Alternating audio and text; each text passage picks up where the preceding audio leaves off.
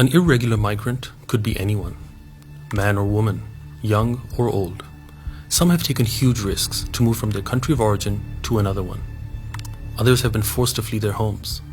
But what is common between them all is that they do not have a legal right to stay in the country where they are living.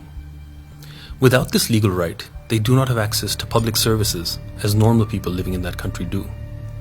They're also often exploited because of their irregular status, and do not ask for their rights for fear of being made to leave the country. As a result, irregular migrants often live in destitution and marginalization. But what exactly are irregular migrants, and why do they leave their homes for another country? While there's no universally accepted definition of an irregular migrant, the term generally refers to people who cross international borders outside the legal or regulatory norms of the sending, transit, or destination countries, or are staying or working in a country without lawful authority. This could mean leaving a country without a valid passport or on forged documents, and entering, staying, or working in the destination country without a valid visa or a residence or work permit. Many people leave their homes in search of a better life, sometimes undertaking dangerous journeys. Some migrants travel on their own. Others engage and pay a one-time smuggler or a criminal group to help them travel across one or more international borders illegally to reach their destination. This is known as the smuggling of migrants and is a crime in many countries. Not only does this violate immigration laws, but it also exposes migrants to extreme risks, including death. Some migrants enter a country legally, usually on a visa, but then overstay the visa period or violate the terms of the visa, for example, by undertaking work without authorization. This process essentially changes their status from legal to irregular.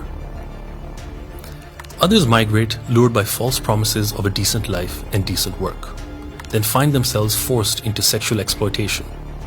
Others are tricked into forced labor or domestic servitude. Some are even exploited for organ harvesting or in other ways for profit. They cannot leave. Often they have been trapped by debt bondage or had their identity documents confiscated. They are caught in modern slavery.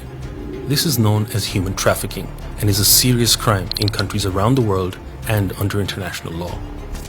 Refugees, forced to flee their homes due to conflict, violence, or some other form of persecution, may often enter other countries irregularly, but they're protected under international law and cannot be sent back home because that would risk their lives or freedoms. One model used to understand why people migrate abroad is the push and pull model. It states that people migrate from their home countries due to a range of factors that push them to leave, such as low incomes or a lack of jobs and opportunities, religious persecution or a high crime rate, oppressive governments or war and conflict. Conversely, destination countries attract or pull migrants to them due to factors such as greater economic opportunities and higher living standards, or better educational opportunities and good healthcare, or because they have peaceful, free, and democratic societies.